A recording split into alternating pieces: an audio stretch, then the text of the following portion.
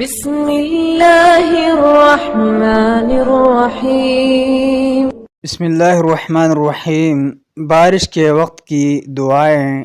حضرت زید بن خالد جوہنی رضی اللہ عنہما فرماتے ہیں کہ رسول اللہ صلی اللہ علیہ وسلم نے حدیبیہ کے مقام پر ہمیں فجر کی نماز پڑھائی، جبکہ رات بارش ہو چکی تھی۔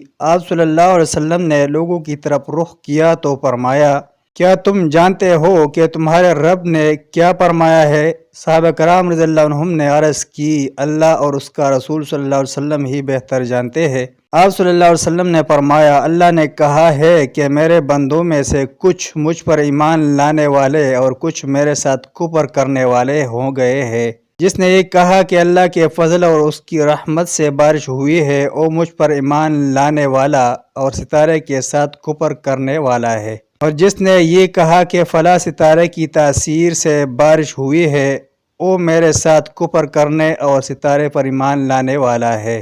حضرت انس رضی اللہ عنہ فرماتے ہیں کہ جمعہ کے دن ایک آدمی مسجد میں داخل ہوا، درآں حالیہ کہ رسول اللہ صلی اللہ علیہ وسلم کھڑے خطبہ ارشاد فرما رہے تھے۔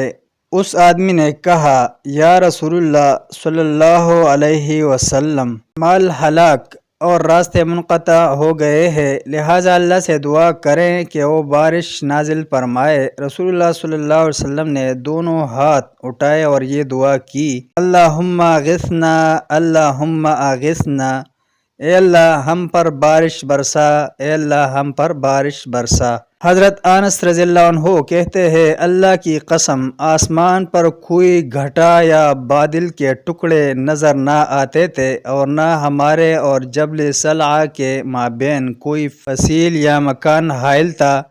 جبل صلعہ کے پیچھے سے گھٹا اٹھی اور وسط آسمان میں آ کر پھیل گئی، اور ایسی بارش ہوئی کہ پورا ہفتہ ہم سورج نہ دیکھ پائے۔ اگلے جمعے پھر اسی دروازے سے ایک آدمی داخل ہوا، جبکہ نبی اکرم صلی اللہ علیہ وسلم خطبہ ارشاد فرما رہے تھے۔ اس آدمی نے کہا، یا رسول اللہ صلی اللہ علیہ وسلم، مال ہلاک اور راستے منقطع ہو گئے، اللہ سے دعا فرمائیں کہ وہ بارش روک لے۔ نبی اکرم صلی اللہ علیہ وسلم نے ہاتھ اٹھائے اور یہ دعا فرمائی، اللہم حوالینا ولا علینا، اللہم علی الاکام والزراب وبطون الاودیت ومنابت الشجر، اے اللہ ہمارے ارد گرد برسا، نہ کہ ہم پر، اے اللہ پہاڑوں کی چوٹیوں اور ٹھیلوں پر برسا، وادیوں کے دامنوں اور درختوں کے جنگلات پر برسا۔